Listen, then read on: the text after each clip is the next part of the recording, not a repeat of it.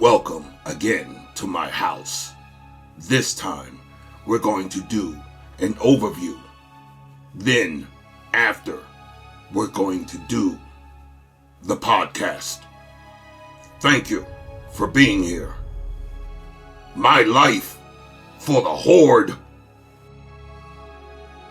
The provided text expresses a fervent dedication to the Horde and a stark contrast to humanity.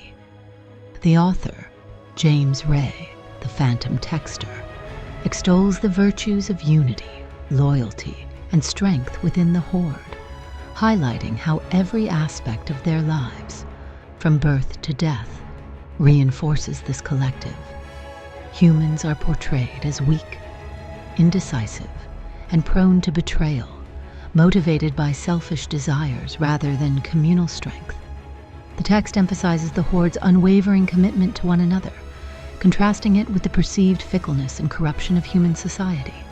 Ultimately, the piece serves as a declaration of allegiance and a condemnation of human values. The writing suggests an intention to allow humanity to destroy themselves, with the Horde waiting to seize what is left. My life for the Horde. Some people live for the fame, some for themselves, some for no reason at all. What do I live my life for? My life for the Horde? Humans are puny. Their minds are too small to hold more than one thought. Their vision is narrow, and their loyalties are as fragile as their bodies. They can rarely be depended upon to keep even the simplest of promises. Me and my brothers in the Horde know of one thing. The Horde is life, but we can occupy ourselves with the many ways to live for the Horde. We stand for each other as long as we stand. We do not need to like each other. For as long as the Horde survives, there is always time for your likes. The humans change allegiances as the wind changes direction. Even to them, their willpower seems as fickle as a blizzard wind, strong and driving but in all directions. They anchor to nothing stronger than public popularity. In the Horde, we love and strengthen the Horde. Our mates embody the Horde and all it stands for. Our unions mimic the strength of the Horde's commitment. Our children are the immortality of the Horde. We fight and strengthen the Horde. Even our deaths strengthen the Horde. When we are born, our blood infuses and renews the Horde. In our deaths, we make room for the new. In our battles, we clear space. Our faith is in our brothers, and our brothers are our faith. What could the fickle humans have to offer us? There is no word in our language for divorce, indecision, betrayal, or any of the other ways they choose to turn on each other. No, the humans' ways are foul and diseased. Their word is as corrupt as their morality, which changes faster than the seasons. You can watch them as they run from one tiny tribe to another. Their leaders are treacherous to their own, and their own follow them, even when their treachery be known. They rip at each other's throats, even while their walls burn down around them, and their children and their mates. Look, how even now they fight to decide whose words decide what their words mean, while their very house burns down around their ears. The women don't fight for the tribe. They fight for a transgression older than their ancestors. Their men fight to be men. Their children haven't decided on either. And when their faith fails them, they change it. They preach, my life for gold, my life for riches, my life for women, my life for power, puny things, for puny minds of a puny people. Otherwise, they would know. My life for the Horde. My brothers, let us not dirty our hands on these. They will bring ruin to themselves in time enough for the Horde to take their house. My tribe of men now long gone, remembered only to the wind, and that wind blows nothing but dust in its retelling. Okay, so you sent us this, right? This manifesto. Yeah. I mean, like a philosophical treatise, a love letter A love letter. to the Horde. I mean, we had to Intense. we had to see what this was all about. It's really something. This is from an excerpt that you sent us Yes. that you found called Our Life for the Horde. My Life for the Horde. Okay, Yeah, written by James Ray, the Phantom Texter. James Ray, the Phantom Texter. Okay, so let's Self-proclaimed. try to understand like the mindset behind this whole thing. Right.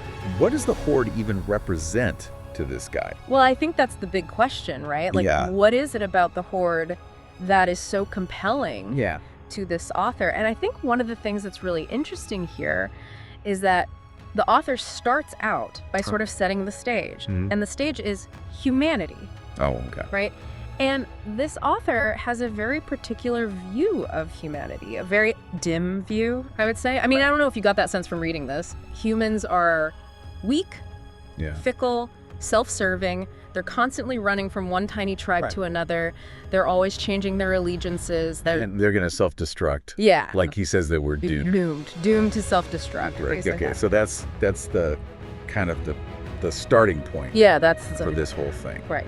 Okay. So then he goes on to this idea of the Horde, and I think you're right. That's where it gets really That's where it gets really interesting because you have this very stark contrast that the author is setting up between humanity, which is, all of these negative things, weak, fickle, whatever. Yeah. And then there's the Horde. The Horde is this unified, Yeah. unwavering force. Loyalty is paramount. Strength is incredibly important. They have a sense of purpose Yeah. that seems to be lacking in humanity. Right. And so do you think that he's seeing this as like a solution? I think so. I think in a way, the Horde represents a solution Yeah. to what the author sees as the fundamental problems with humanity. Yeah. And it's interesting because he uses such powerful language Right. to describe the Horde. It's not just a group. It's a way of life. It's a source of identity. It's even a form of Right. He even goes as far as to say it's a way to mortality. achieve immortality. Yeah. Yeah. Okay. So, I mean, this is pretty It's extreme. pretty extreme. Right. I mean, it's like And it really suggests, I think, a very deep-seated need okay. for belonging, for purpose. Yeah. For something that transcends the individual, Yeah. something that gives meaning in a world that this author clearly sees Yeah. as meaningless and chaotic. Right. Okay. So, It- like you were saying, he's really laying on the language. Oh yeah, the imagery is so vivid Yeah. when he talks about human failings, right? Yeah. He talks about them Yeah. Running from one tiny tribe to another. running from one tiny tribe to another. Yeah, fighting while their house burns down, changing their faith when it fails them. It's Yeah. really, it's very evocative language. Right. And I think it highlights his perception of this kind of chaos and instability in Yeah. human society. Okay. So then, this idea that he just keeps repeating, Yeah. "My life for the Horde." My life for the Horde. Hmm. Right, like this mantra. Like a mantra. Almost like a religious the- kind of statement. Yeah. So have we seen stuff like this before? This kind of like devotion? Yeah, absolutely. I mean, this kind of fervent dedication Yes. is something that we see throughout history, right? It often pops up I'm a in fan. strongly ideological groups. So you could think about, religious movements, political movements, Yeah. even sometimes in military units. Yeah. You see this kind of like really intense commitment. Yeah. So where does he go with this? He's saying that like he's devoted to the Horde. Humans are going to self-destruct. Yeah. So- Well, and this is where I think it gets a little bit, okay. I don't know, unsettling maybe is the word. Okay. Because his conclusion basically is that the Horde will just wait.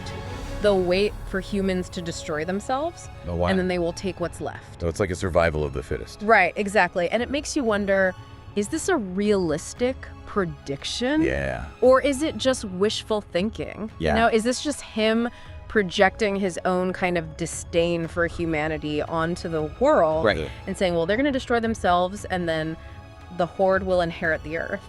So this whole deep dive, I mean, it's really made me think about Yeah. a lot of different things. I mean, this whole idea A of lot to unpack. yeah, like what does loyalty mean? Yeah. And what does it mean to belong to something? Yeah. And also this whole idea of blind devotion. Yes. Can that be a good thing or is it always bad? Right. Because on the one hand, you could say that, a sense of belonging, a sense of community can be incredibly powerful and positive. Uh-huh. But then you see these examples throughout history where that kind of devotion can be twisted and turned Right. into something really harmful. Yeah. Okay, so is there anything else about this that we should be thinking about? Like, what should we take away from it? Well, I think what I would leave people with is this idea that if we accept that the Horde represents this ideal of unity and purpose, right? Okay. What are the potential downsides of that kind of absolute commitment? Because that's really what we're talking about here, right? Yeah. We're talking about absolute unflagging commitment to this group, this idea. And could it be that kind of commitment, while on the surface it seems positive, could that actually lead to the very destruction that it claims to want to avoid? Yeah. You know, that's something to think about. That's a really good point, yeah. Thanks. I'll see you next time. Sounds good.